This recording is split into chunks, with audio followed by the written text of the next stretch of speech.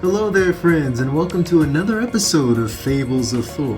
Now, if you don't know what Fables of Four is, Fables of Four is a free audiobook series where I take the D&D characters that I've played, put them in the D&D world that I run, and throw them through a variety of mysteries and challenges for your entertainment. Now, feast your eyes, as this episode, or set of episodes, is pretty much definitively what I want this series to look like, barring if it gets animated or something like that. So please sit back, relax, and enjoy.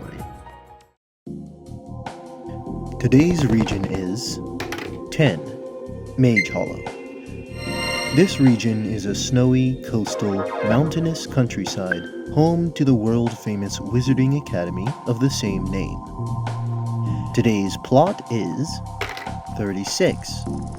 An old man in a dusty, rough-spun robe claims to be a gold dragon in disguise and offers to lead the party to great treasure. Today's characters are 4. Desmond Johnson. Understood. Desmond is a young, dark-skinned human man with black dreadlocks and brown eyes. He is of average height and build, wearing an armored uniform with dungeon equipment on his person.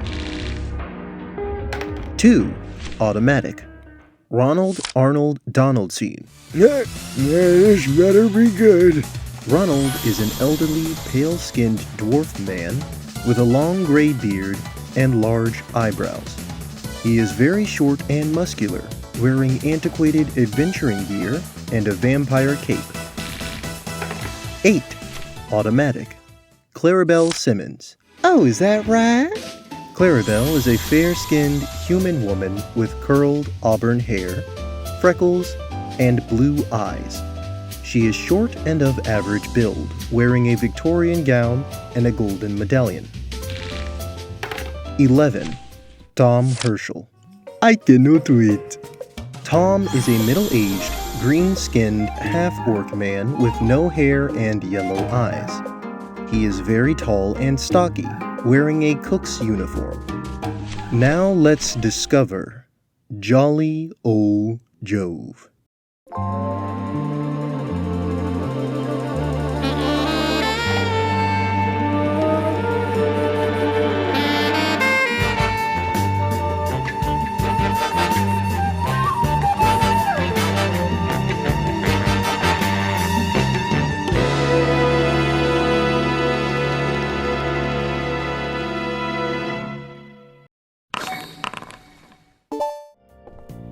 Desmond makes a fifth pass through the dungeon, once again checking the baseboards, the pressure plates, even the grade of the floor.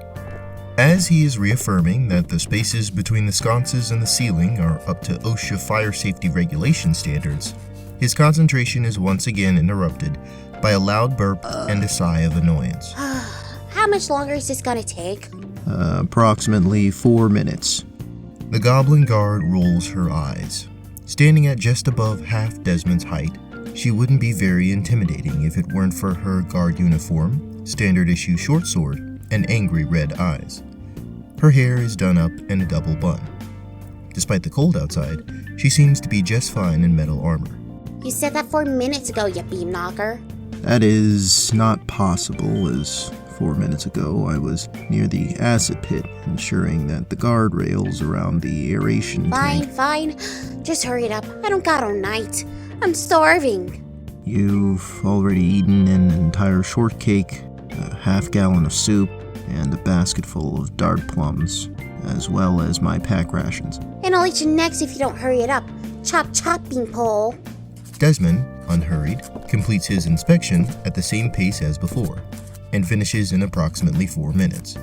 He then pulls on his winter gear, while the guard just crams on a Ushanka and glares at him impatiently. The results should be back in about 5 to 10 business days. On the whole, the dungeon looks good. Just make sure there is proper lighting near the spike pits, and that the spring force on those pop-up targets is adjusted. Thank you for your time, Miss Sherry. He extends his hand for a handshake, and she smacks it away. Understood. Desmond strikes a torch and strides out into the winter night, with the goblin fuming at his heels.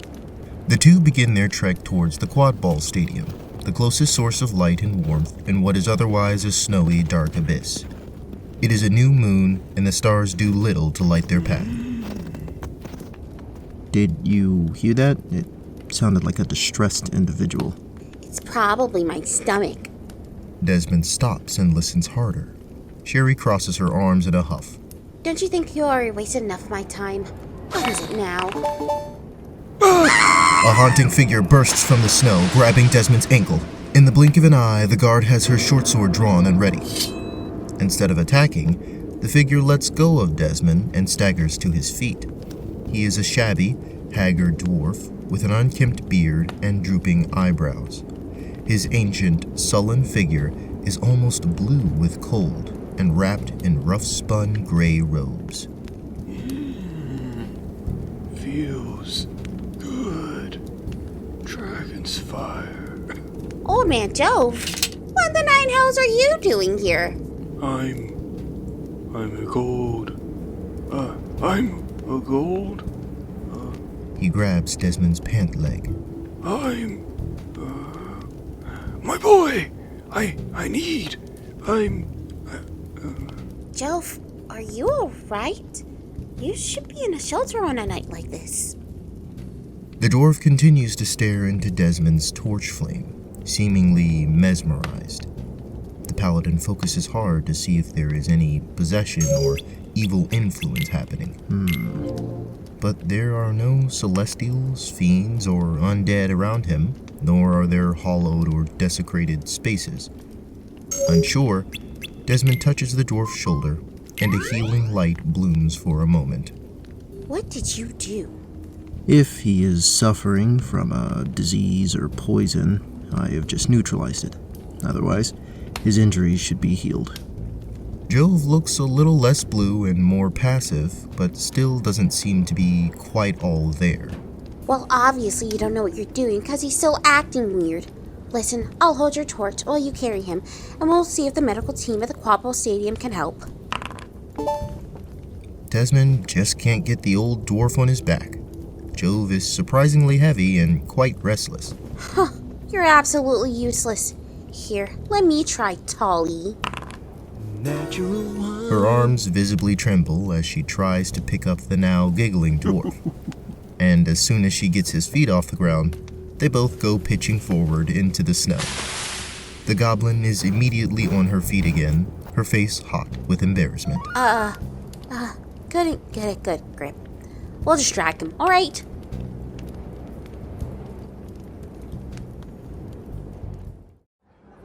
Tom and Clarabelle exit the stadium amongst a mass of chattering students and sports fans. The excitement of a landslide victory for her alma mater makes even Clarabelle smile. Well, Uncle, how did you like your first Quadball game? It was very cold and very loud, and the players looked like itty-bitty flies. But I loved the apple cider and the... what was it called? Popcorns? Kettle corn, rather. Yes, that is so delicious. I will have to try and make it someday. Oh, it's quite easy. If you'll be in town for long, I can show you the recipe sometime. Good. I will talk with the friend I came with and see what his travel plans are. Oh, there he is.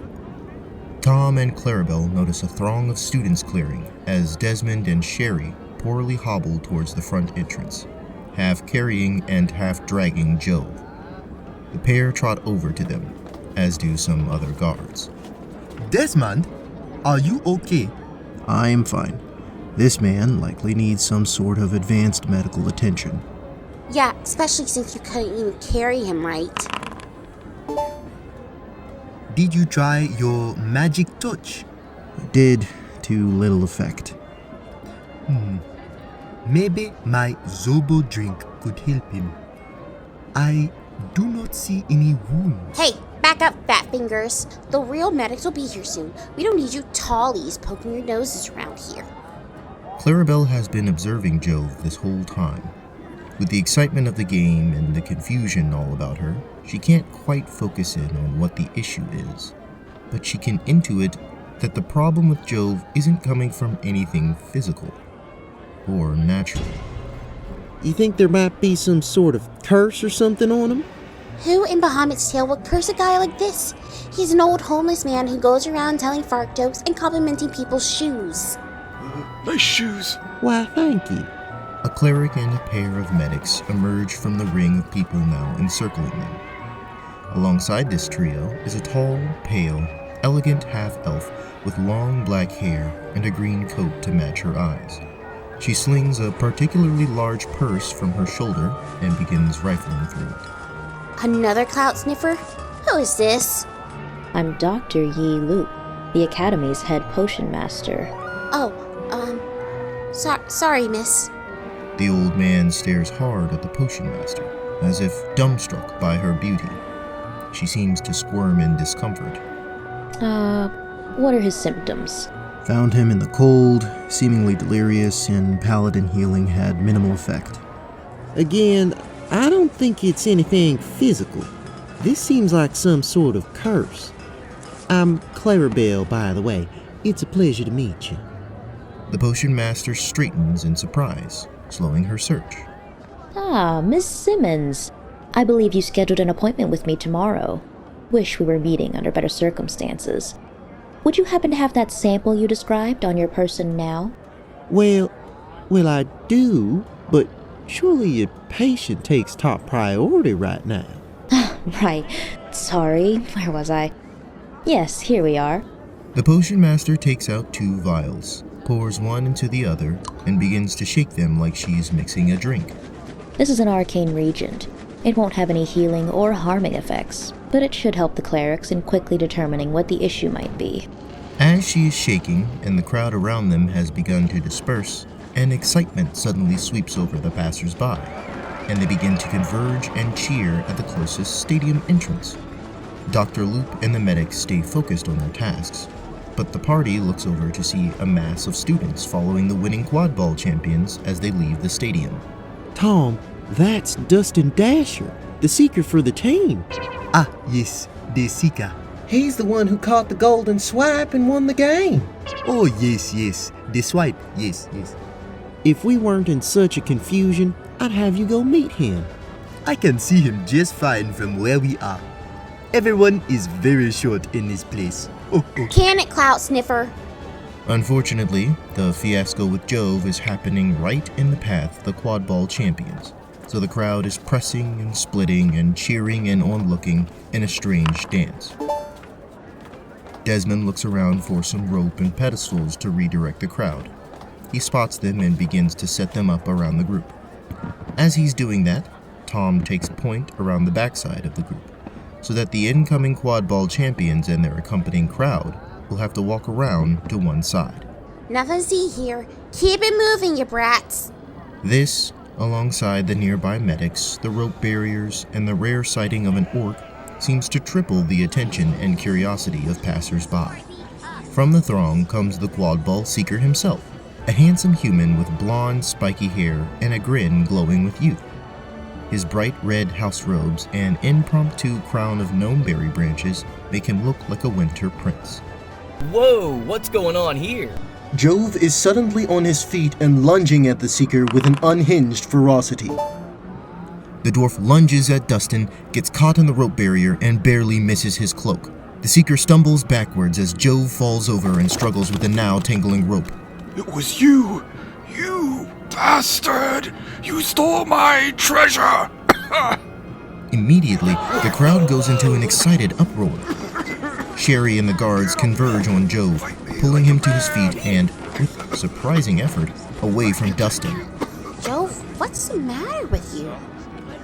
Mr. Jove, everyone here is on the same team after all. We want to help you. We just need to take our time and work together, all right?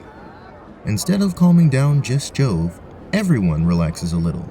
Jove and the guards stop tensing, even the crowd settles. Her words have the opposite effect on Dustin, who quickly grows indignant. Excuse me? No, I was just assaulted by that man. I just made a game-winning catch, and this is the thanks I get? If he isn't thrown in jail this instant, I'm getting my parents involved. Okay, There's no need for that, Dustin. We're taking him in now. The guards blink at one another, then quickly scoop up Jove once Sherry hisses at them. Dustin, now frazzled, sweeps away in a flurry of angry cloak. Dustin's whole team is frazzled, but not as if Jove's outburst caught them off guard. They seem uncertain. There are glances and whispers among them, an air of nervousness. Abruptly, they take to the night skies on their flying brooms. Clarabelle and Desmond trade a look. Wait! What about my treasure? And his medical attention? We'll figure it out at the station. I'm not trying to have the biggest stoners at the academy up my colon asking questions about why I let their star child get beaten by a homeless man. That's it. You figured it out. I'm not a homeless man. I'm a golden dragon. Yes, that's it. A golden dragon in disguise. And I came here. Take him away. Jove looks imploringly at Clarabelle, Desmond, and Tom. You can help me. Yes, adventurers. I can lead you to great treasures. Help me. Help! He is carried through the crowd and off to the town jail. Onlookers disperse now that the confusion is over, heading to the town bars with fresh gossip on their lips. The medics follow the guards, but Dr. Luke begins to pack her belongings, pouring her gluey-smelling mixture into the nearby snow. Fine. They'll find out, or they won't. Clarabelle, you said you had that sample on you? Why, yes, I do. She hands over a vial of swirling green liquid. The potion master smiles, nods, and leaves. The trio that remains blink at one another. Clarabelle, this is my traveling friend Desmond. He is a dungeon inspector. Nice to meet you. Likewise. They trade two very different handshakes. A business professional type from Desmond, and a dainty Southern belle type from Clarabelle. Now, not to be presumptive, Desmond, but I do believe you noticed some of the awfully rampant suspicious behavior happening this evening. Indeed. I'll investigate further. Do you know where the Quadball change room is? I wasn't much of an athlete when I studied here, but if memory serves me well and they haven't changed much, it's going to be southwest, hugging the stadium. Very well. Thank you for the directions. I'm off to the jail to get a few more answers. Oh, and Desmond, I run a restaurant in town. Tom can take you there. You want to meet up tomorrow to discuss our findings? Maybe at 9:30? Yes. It is very cold and I need to go to bed. I can help tomorrow however you need. Understood. I'll meet you back at the inn room tonight. The trio part.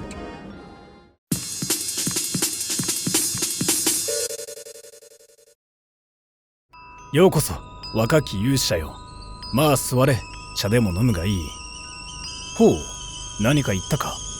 いや、死んではおらぬ。眠っているだけのことよ。ああ、そなたの友のことか。解放してやっても構わんが、まずは茶だ。Woods of Awakening 好評配信中。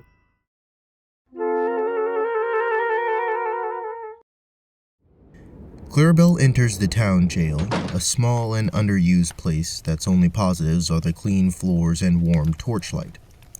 6 floor-to-ceiling cages are arranged in a double row, with a walkway through the middle to some back area. A stocky elf guard gives her a polite nod as she enters. 3 of the 6 cages are occupied, a drunk student fast asleep, and 2 elderly dwarves. Jove lights up when he sees Clarabelle, running over and grabbing the bars. Adventurer, pay heed. Yes, I, a golden dragon in disguise, shall lead you to my treasure. Don't mind him. He's been saying that to everyone all night. Not sure how I'm supposed to get a wink of sleep with old man crazy over here giving me quest hooks every 15 minutes. You know how long he's supposed to be in here? I can't remember. I'll be out tomorrow morning, so if he ain't out by then, I can free him. The guard lounging near the front entrance sits up straighter. Oh, legally, sure. I'll definitely pay like 20 gold to free this random man instead of just picking these bargain bin locks. The guard squints meanly but goes back to lounging, his eyes glued to the three of them. Did you happen to catch whatever they diagnosed him with? Whatever's happening to him is something they've never seen before. I think he's finally gone senile. Happens to folks after a while, you know. Clarabelle, curious and concerned, touches her medallion and looks intently at Jove. To her surprise, her mind fails to reach his. No use trying anything fancy in here, doll. It's a jail right next to a wizard academy. Of course, everything's gonna be anti-magic. Well, I don't frequent jails often, so pardon my ignorance.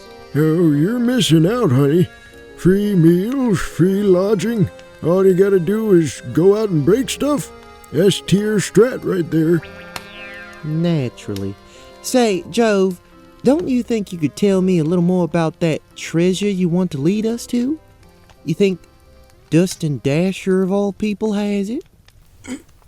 Yes. Someone must get it from that boy. My treasure. I've only ever been kind. Ye? The old dwarf blinks and slumps against the bars. The glossy blankness in Jove's eyes is unnerving Clarabelle. It feels significant.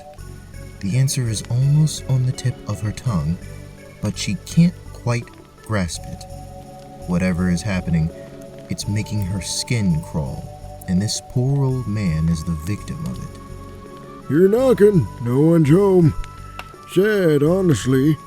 Might not be too far behind him myself. I don't think what's happening to him is natural. For the first time, Ronuld really begins to consider the old dwarf.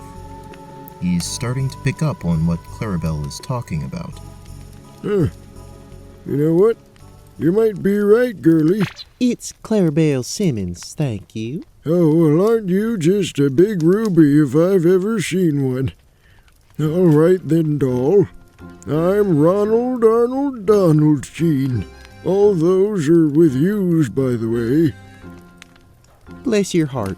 Well, I'd better get out of here. Bye, Jove. And you keep an eye on him, will you? You can count on... Ronuld immediately falls asleep.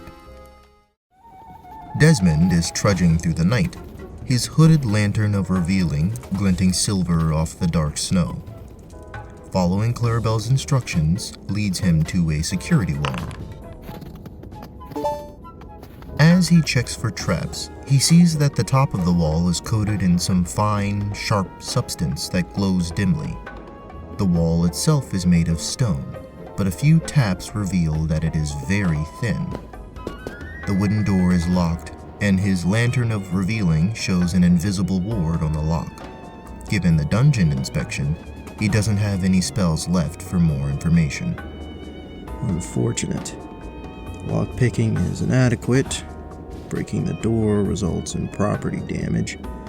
Tops of the walls have some magical substance. But the team was able to get in using their brooms, so there likely isn't a ward extending up into the air. He goes over to where the wall meets the stadium.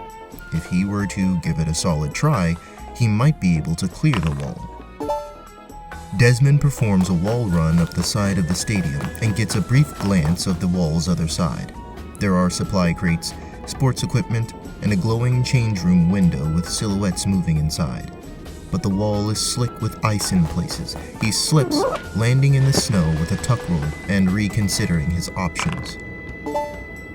He chains together wall jumps up the corner between the wall and the stadium, then hooks the top edge with his swords. As he is bracing to pull himself up, his swords begin vibrating, the wall's edge begins glowing, and an awful screech grows from where his swords are hooking the top. He quickly unhooks his swords and plops back into the snow right before the change room door opens. Price, calm down. There's no one out here. We're golden, bro. Desmond extinguishes his lantern. I swear I heard the security desk going off right over, yeah, look, over there. There's still a little bit of a glow. Oh, yeah, I see those two little lines there. It was probably a bird or something. A bird. At this hour. Well, it's obviously not a handprint, unless you think there is a little stick figure spying on us. Dustin, I don't know. This stuff is getting weird. Ah, sure. Let me summon that cranky goblin to come unlock the supply door in the middle of the night so you can go chasing birds. It's not just that. We really shouldn't be doing any of this, man. Like, I didn't think... Thinking isn't your job, Bryce. You know divination magic. You let us know if something bad is going to happen. Other than that, you keep your mouth shut and leave the worrying to Brock. You were the one to even suggest that old man in the first place.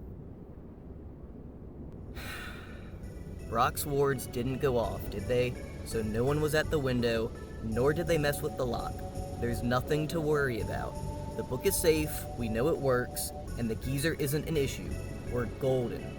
You're the only one on the team still caught up about this. Focus, dude. But it's our road to stardom. Didn't it feel good to win tonight? It was a cakewalk up there for me, and your turn's coming soon. You'll be a hero, set for life with sports contracts. Think of all the fame, the praise. Just ask her and Dr. Loop would be all over you. Just trust us, alright? Alright? The voice doesn't reply, but eventually the door closes. Desmond waits for another 20 minutes before retreating to the inn. He does so seemingly unseen.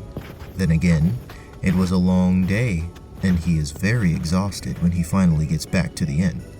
Hopefully, no one spotted him. Next time on Fables of Four. Leaving on such a misunderstanding might not pan out well for your reputation. Something's wrong. What's the move? Get the cops? This should be enough to bail out Jove. What are you doing here? Fine. You want to know what happened? Fine. I didn't think. No. Jove! The mystery continues.